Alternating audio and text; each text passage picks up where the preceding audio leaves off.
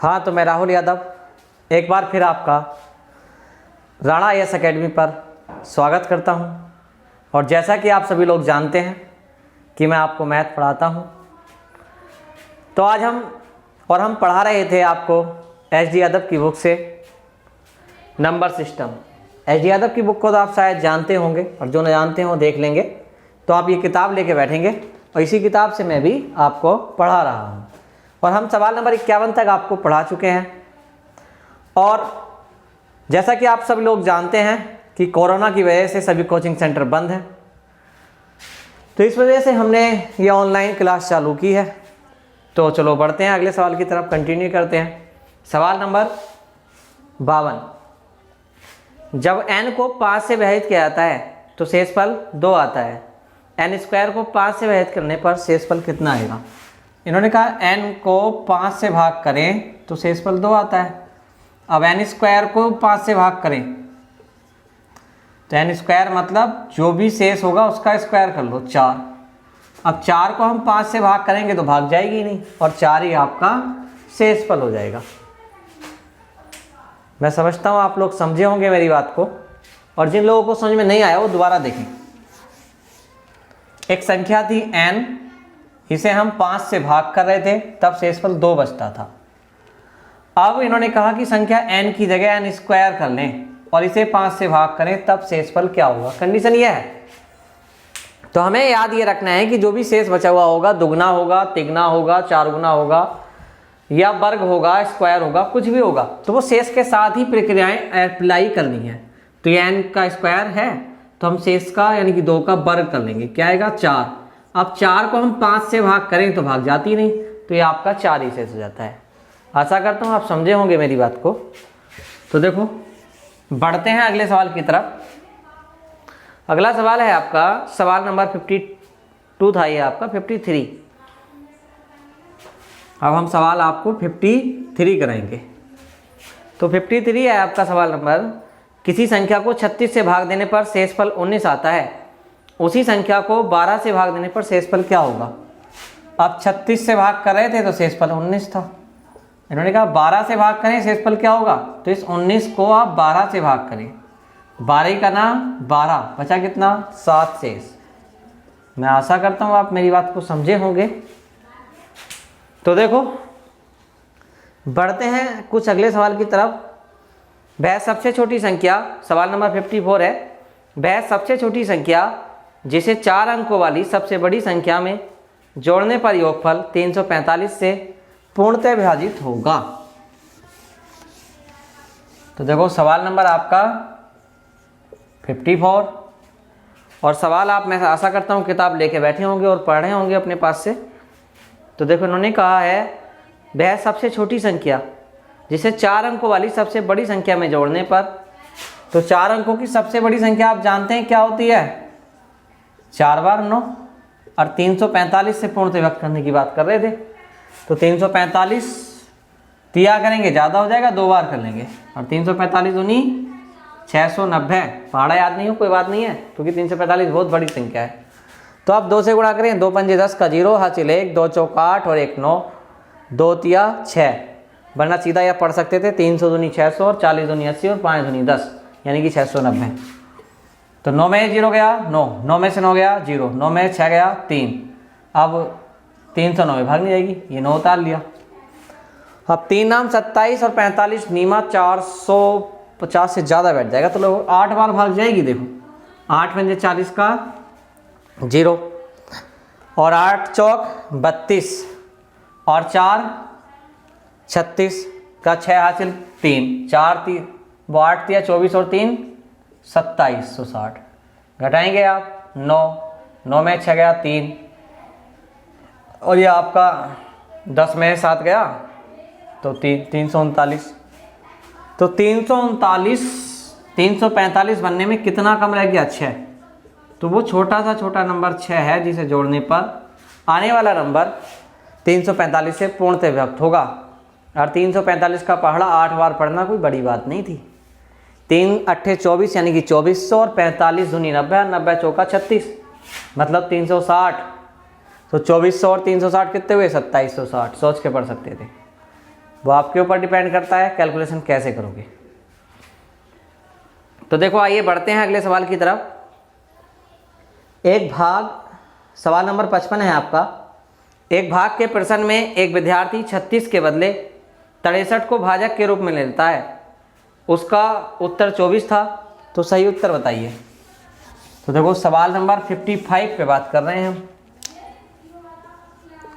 और इन्होंने कहा है 36 से भाग देनी थी, लेकिन दे किससे दी? 63 से, और आंसर 24 आया। उन्होंने कहा सही उत्तर क्या था? सही उत्तर यानी कि 63 से भाग की 24 बार गुणा करेंगे, संख्या मिल जाएगी, और 36 से भाग कर लो, सही आंसर निकल जाएगा। तो 9 चौक 36 और 9 सत्ते 63, 4 छंग 24 और 7 छंग 42, तो सही उत्तर 42 आना था। समझे होंगे आप मेरी बात को? नहीं समझ में आए तो आप वीडियो रिपीट करके देखिए, रिपीट करके दोबारा चलाने में कोई चार्ज नहीं लगता है। तो देखो बढ़ते हैं अगले सवाल पर। सवाल नंबर है 56। विभाजन के एक प्रश्न में विभाजक भागफल का 12 गुना तथा शेषफल का 5 गुना है।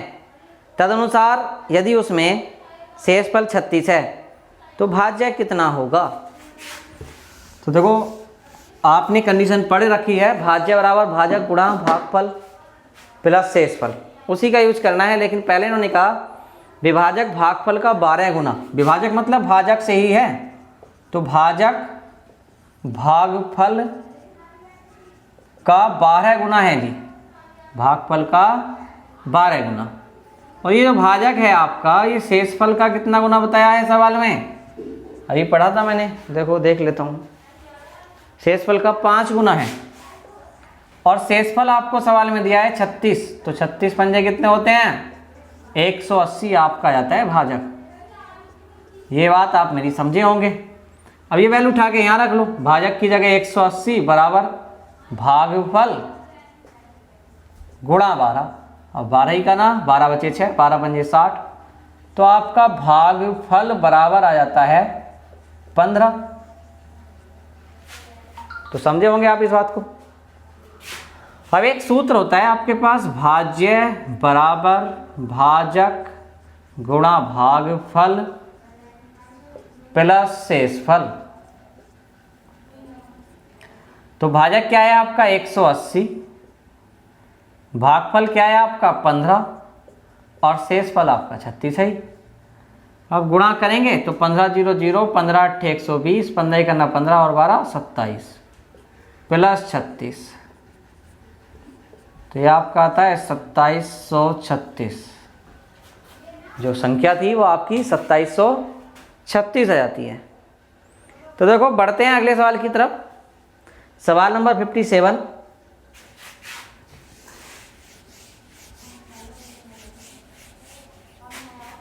सवाल नंबर 57 कहता है ए 228 को विभाजित करता है और 18 शेष बचता है। ए 228 को विभाजित करता है और 18 शेष बचता है। ए का 2 अंकों का सबसे बड़ा मान ज्ञात कीजिए।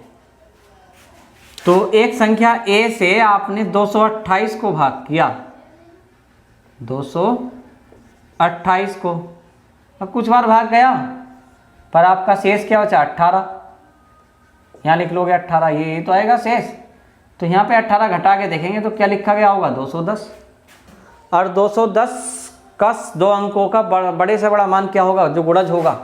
तो 210 के फैक्टर आएंगे 70 गुणा 3, तो 70 वो नंबर आएगा जिससे ये पूर्णतः 210 पूर्णतः विभक्त होगा, और वह बड़ा से बड़ा नंबर 70 होगा जिससे भाग करने पर 18 शेष बचेगा, यानी कि ए की वैल्यू 70 है।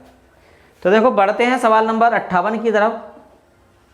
58 में कहा गया n एक पूर्ण संख्या है, जब उसे 4 से विभाजित किया जाता है तो शेषफल 3 आता है। तदनुसार 2n को 4 से भाग करने पर शेषफल क्या होगा? n को आप 4 से भाग कर रहे थे तो शेषफल आपका 3 आया। ये आपका भाज्य, ये भाजक और ये शेषफल। इन्होंने कहा अगर 2n को 4 से भाग की जाए तो शेषफल क्या होगा? अब पता नहीं संख्या क्या है, तो आपको इस कंडीशन में करने का है, शेषफल पे ही अप्लाई करनी है इसकी कंडीशन। n से कितना है? डबल है, तो इसे आप डबल कर लो। 3 दूनी कितने होते हैं? 6। अब 6 को 4 से भाग करके देखो, 4 ही करना 4, बचता कितना है 2 शेष, तो आपका 2 शेष आ जाता है। तो देखो आपका ये सवाल नंबर 58 था। बढ़ते हैं सवाल नंबर 59 की तरफ। 59 है 1848 के विषम संयुक्त विभाजकों की संख्या कितनी होगी। तो देखो 1848 के आप फैक्टर कर लीजिएगा, 2 × 18, 2 चौदुनी 4, 2 चौक 8, 2 चौक 8, 2 छक्का 12, 2 दूनी 4, 2 दूनी 4, 2 तिया 6, 2 का ना 2, 231। अब किससे घटता है 7 तिया 21, फिर 7 तिया 21, 2 बचेगा, 11 तिया 33, 3 का ना 3। तो इन्होंने कहा विषम संयुक्त भाज्यों की संख्या कितनी होगी। तो विषम संयुक्त वाले कितने थे, एक 231 आएगा, एक 33 आएगा, और विषम में कोई नहीं आता बस, तो आपका आंसर 2 आ जाएगा। संयुक्त का मतलब होता है जिसमें 2-3 फैक्टर जुड़े हुए हों, 2-3 फैक्टर जिनके गुणांक में हों, तो उन्हें हम संयुक्त कहते हैं।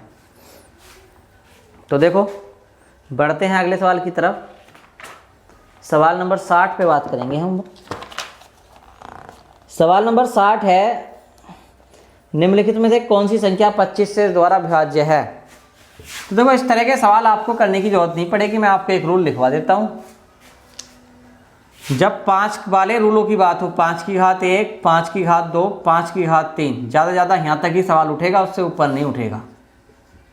तो 5 की घात 1 का मान 5 होता है, और 5 की घात 2 का मान 25 होता है, 5 की घात 3 का मान 125 होता है।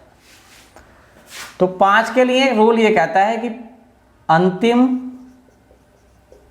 जितनी घातें उतने अंक, अंतिम एक अंक 5 से विभक्त होना चाहिए। और 25 के लिए रूल ये कहता है कि अंतिम, यहाँ पे घात कितनी थी 5 की 2, तो अंतिम 2 अंक 25 से विभक्त होने चाहिए।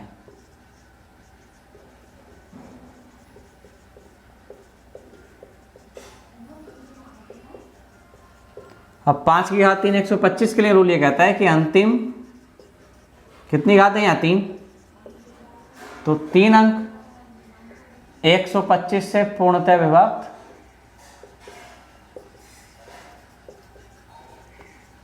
होना चाहिए।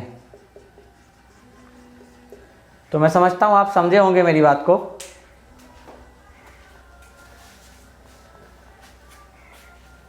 तो देखो बढ़ते हैं अगले सवाल की तरफ।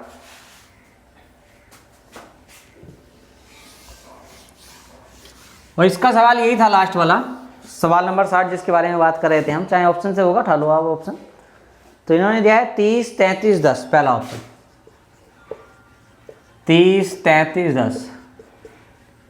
दूसरा ऑप्शन है आपका 37 33 55, 37 33 और 55। तीसरा ऑप्शन है आपका 30 33 75, 30 33 75। और चौथा ऑप्शन है आपका 220 40। तो बिल्कुल सिंपल देखते हुए दिखाई दे रहा है कि 25 से अंतिम 2 अंक इसी के विभक्त हैं, बाकी किसी के नहीं है। तो बस ये आंसर हो जाता है आपका, अगर आपको रूल पता था तो। एक रूल इसी तरह 2 का भी होता है, अगर आप लोग चाहें तो मैं बता सकता हूँ। 2 का रूल ये होता है, देखो इस तरह से 2 की घात 1, 2 की घात 2, 2 की घात 3, 2 की घात 4, 2 की घात 5, कहीं तक भी ले लो आप। 2 की घात 1 का मान 2, 2 की घात 2 का मान 4, 2 की घात 3 का मान 8, 2 की घात 4 का मान बनेगा 16, और 5 का बनेगा 32, 6 का बनेगा 64। सबके लिए अप्लाई होगी कंडीशन। यहाँ पे है अंतिम जितनी घात उतने अंक, अंतिम एक अंक 2 से विभक्त हो। यहाँ पे है अंतिम दो अंक 4 से विभक्त हो तो संख्या पूर्णतः 4 से विभक्त होगी। 8 के लिए भी यही है, अंतिम 3 अंक 8 से विभक्त हो। ऐसा ही आगे बढ़ने पे है, अंतिम 4 अंक 16 से विभक्त हो।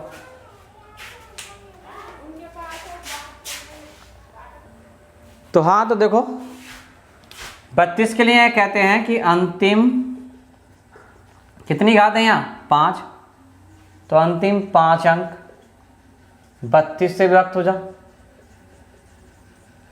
तो संख्या पूर्णतः 32 से विभक्त होगी। यही क्रम चलता रहेगा आगे को। तो देखो समझ गए होंगे आप मेरी बात को।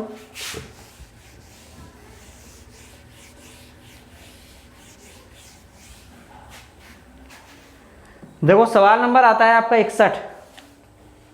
इन्होंने कहा दो संख्याओं का गुणनफल 1575 है और उनका भागफल 9/7 है, तो उन संख्याओं का योगफल है। तो दो संख्याओं का गुणनफल a × b बराबर 1575 और इनका आपको दिया है क्या, भागफल छोटी संख्या से बड़ी संख्या को भाग की होगी, तो आपको 9/7 मिल जाता है। अब देखो पूछा क्या, योगफल पूछा है तो एक संख्या निकालनी पड़ेगी। तो a बराबर क्या लिख सकते हैं आप, b 9 या b × 9/7। अब ये मान यहाँ ला के पुटअप करो, a की जगह 9/7 गुणा b, और गुणा b तो पहले से ही है, बराबर 1575। अब देखो भाग करना शुरू करोगे 9 से, 9 ही करना 9 बचा 6 हो गया 67, 9 सत्ते 63 बचा 4, 9 पंजे 45, b की b से गुणा तो b स्क्वायर, 7 पंजे 35 का 5 हासिल 3, 7 सत्ते 49 और 3 52 का 2 हासिल 5, 7 ही करना 7 और 5 12, स्क्वायर हटाएंगे तो रूट। अब देखो रूट आप सोच के निकाल सकते हैं किसी भी संख्या का। यहाँ पे तो सीधा पता है कि यहाँ 5 है तो 5 एक ही आता है, इकाई है, 5 का वर्ग ही 5 होता है। अब यहाँ पे क्या है 9, 12 है, 12 से पहले जो पूर्ण वर्ग संख्या आई है वो क्या आई है 9 आई है, और 9 किसका होती है 3 का, तो b बराबर आपका मान 35 आ जाता है।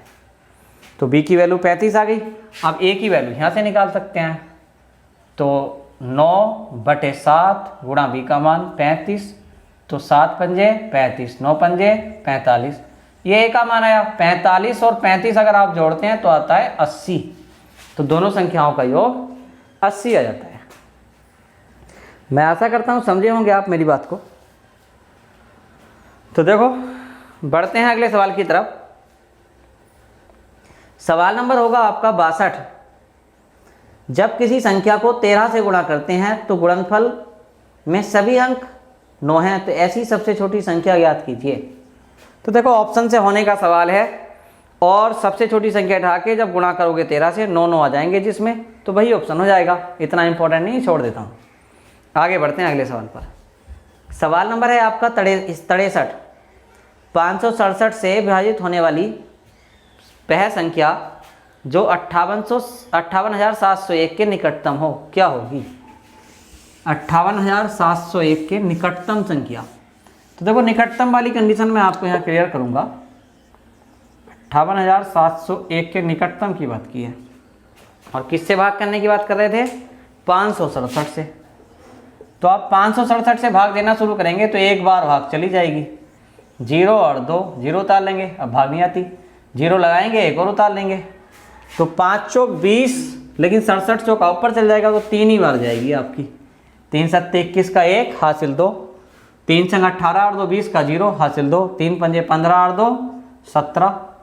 अब यहाँ से 1 में से 1 गया 0, 0 में से गया 0, 10 में से 7 गया 3, तो 300 बचता है आपका। अब निकटतम के लिए कंडीशन ये होती है कि जो शेष बचा है वो भाजक के जब आपको डिजिट में ना बांधा गया हो, तब 4 अंकों की बड़ी से बड़ी या ये 4 अंकों की छोटी से छोटी ना पूछे, तब कंडीशन ये होती है कि जो भाजक है उसका आधा करके देख लेते हैं। 567 का हाफ करके देखो, 2 दूनी 4 बचा 1, 2 अट्ठे 16, 2 तिया 6, 2 पंजे 10, 283.5। अब आधे से अगर कम हो तो सीधा घटा दो, आधे से अधिक हो तो दोनों का अंतर करो और जोड़ दो। तो आधे से अधिक है यहाँ पे, तो देखो अंतर कर लेंगे आप इनका, 7 और 6 2, तो 267 जोड़ लेंगे आप, 1 और 7 8। देखो इस तरह लिख लो चाहे 58,701, तो 7 1 8, 6 7 2 9 8 5, तो 58,968 वो समीपतम नंबर होगा 58,701 के, जो 567 से पूर्णतः विभक्त हो रहा होगा। तो देखो बढ़ते हैं अगले सवाल की तरफ। सवाल नंबर होगा आपका 64। दो संख्याओं का गुणनफल 9,375 है तथा बड़ी संख्या से छोटी संख्या को भाग देने पर भागफल 15 है, तो संख्याओं का योग क्या होगा। दो संख्याओं का जो गुणनफल है वो 9,375 दिया है इन्होंने, a इंटू बी बराबर 9,375। मैं समझता हूँ यहाँ तक कोई दिक्कत नहीं होगी आपको। अब बड़ी संख्या से छोटी संख्या को भाग करने पर, तो आपको मैंने कंडीशन लिखाई थी, भाज्य बराबर भाजक गुणा भागफल प्लस शेष। तो बड़ी संख्या a को छोटी संख्या b से भाग की तो आपको क्या मिलता है, भागफल 15 मिलता है। 15 दिया है हाँ, तो देखो 15 आपको भागफल मिलता है, शेषफल कुछ नहीं है, छोड़ देंगे। तो जहां भी a मिलेगा उसकी जगह 15 b रख सकते हैं आप, गुणा b बराबर 9375। अब 15 छक्का 90 बचे 3, 15 दूनी 30, 15 पंजे 75, b की b से गुणा तो b स्क्वायर, स्क्वायर हटाओगे रूट, तो ये पता ही है 625 25 का होता है, याद भी होनी चाहिए यहाँ तक तो आपके। तो b 25 हो गया, और अगर आपसे a पूछा है तो 25 गुणा 15 जो होता है 375, दोनों का योग पूछा है तो 400। क्या पूछा है आपसे, तो यहाँ पे आपसे संख्याओं का योग ही पूछा है, तो 400 आ जाता है आपका। मैं समझता हूँ आप लोग समझ रहे होंगे मेरी बात को। तो देखो बढ़ते हैं फिर अगले सवाल की तरफ। सवाल नंबर है आपका 65। दो धनात्मक संख्याओं का गुणनफल 11,520 है और उनका भागफल 9/5 है, तो दोनों संख्याओं का अंतर ज्ञात कीजिए। लगभग रिपीट सा सवाल है, लेकिन फिर भी मैं आपको करवा रहा हूँ। देखो दो संख्याओं का गुणनफल 11,520 है और उनका जो भागफल है वो 9/5 है, यानी कि बड़ी संख्या को छोटी संख्या से भाग करते हैं तो जो भागफल आता है वो 9/5 आ जाता है। तो कंडीशन मिल गई हमें यहाँ पे भी, a बराबर b गुणा 9/5, तो 9/5 गुणा b बराबर 11,520। 9 से काटो, 9 का 9 बचा 2 होगा 25, 9 दूनी 18 बचे 7, तो 9 8 72, 7 के आगे 2 लिखोगे 72 होगा, 9 8 72, 0 आप कैसे आता है। अब b की b से गुणा तो b स्क्वायर, अब 5 की गुणा करोगे 1280 से, तो 1200 पंजे 60 यानी कि 6000 और 80 पंजे 400 यानी कि 6400। लेकिन अगर आप चाहें तो आराम से गुणा करो, 5 0 0, 5 8 40 का 0 हासिल, 4 5 दूनी 10 और 4 14, 5 1 5 और 1 6। अब ये b स्क्वायर हटाओगे आप, कितना आ जाएगा, रूट आएगा यहाँ पे, तो कितना है आपका ये 80, क्योंकि b का मान 80 हो गया। अब a का मान निकाल लो यहाँ रख के, तो a का मान आपका b की जगह तो 80 रखोगे आप, गुणा 9/5 और 5 से 16 बार और 16 निमा 144 और 80 का अंतर होता है आपका 64। और अंतर ही पूछा था इस सवाल में, तो मैं समझ रहा हूँ आप लोग समझ रहे होंगे मेरी बात को। तो देखो ये आपका सवाल नंबर था 65, और आज हमने सवाल शुरू करे थे 51-52 से और 65 तक आ गए हैं, तो आज हमने 13 सवाल करा दिए हैं। तो मैं समझता हूँ आज के लिए इतना ही काफ़ी है, और 10-12 सवाल ही रोज़ के हम कराएंगे आपको, ताकि आप उन्हें घर रिवाइज करें। और पढ़ने से पहले आप एक बात का ध्यान रखें, कॉपी किताब दोनों लेके बैठें। ऐसा नहीं कि आप जो है दीवार से लग के लेट गए, मोबाइल रख दिया सामने और देखते रहे, तो उससे आपके सिर के ऊपर से ही जाएगा। बस यही होगा कि आप पिक्चर देख रहे हैं और कुछ नहीं देख रहे हैं, कुछ भी नहीं आएगा आपके समझ में। आपको मेहनत करनी होगी खुद से, टीचर बस आपको दिशा निर्देश दे सकते हैं और दिशा निर्देश का आप पालन करेंगे तभी आप सफल होंगे। आशा करता हूँ आप लोगों को समझ में आया होगा। मेरी क्लास अगर पसंद आए तो ज़्यादा से ज़्यादा शेयर करें और जिन लोगों ने अभी तक सब्सक्राइब नहीं किया है वो कम से कम सब्सक्राइब तो कर ही सकते हैं। ठीक है, धन्यवाद।